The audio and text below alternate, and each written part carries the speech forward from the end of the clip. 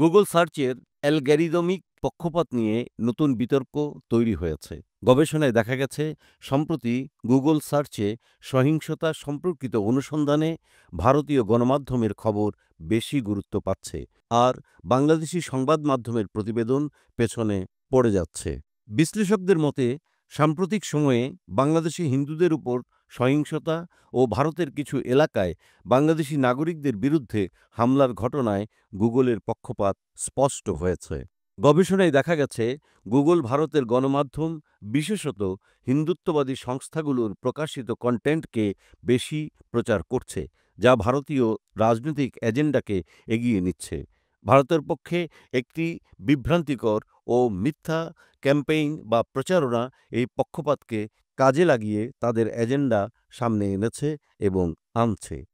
বিশ্লেষকরা এই প্রচারণার মূল বিষয় হিসেবে চিহ্নিত করেছেন ইসলাম বিদ্বেষকে, এবং তারা এটাকে ভীতিকর বলে আখ্যা দিয়েছেন।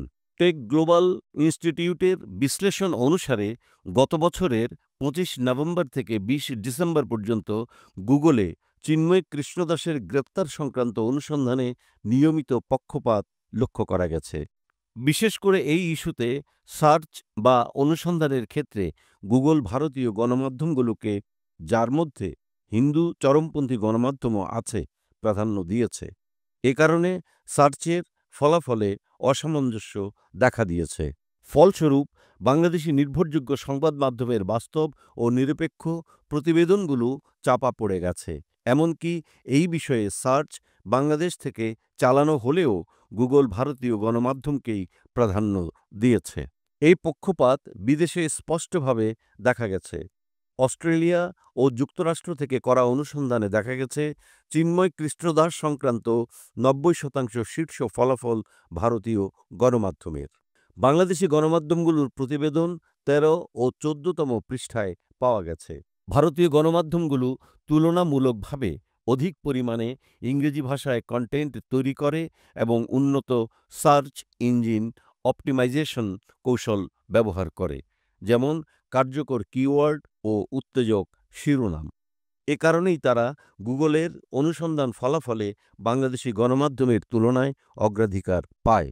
২০২৪ সালের ডিসেম্বরে বাংলাদেশি ফ্যাক্ট চেকিং সংস্থার রিউমার স্ক্যানারের অনুসন্ধানে দেখা গেছে, বাংলাদেশ সম্পর্কে ভুয়া ও বিভ্রান্তিমূলক তথ্য প্রচারকারী সামাজিক যোগাযোগ মাধ্যম অ্যাকাউন্টের ৭২%ই ভারত থেকে পরিচালিত। বাংলাদেশের সাম্প্রতিক ঘটনা প্রবাহ অ্যালগরিদমিক পক্ষপাতের একটি বৈশ্বিক সমস্যা তুলে ধরেছে।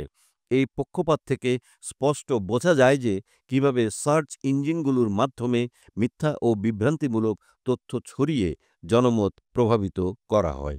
এই সমস্যা নীতি নির্ধারক, প্রযুক্তি কোম্পানি এবং সরকারের যৌথ পদক্ষেপ গ্রহণের জরুরি প্রয়োজনীয়তাও তুলে ধরে।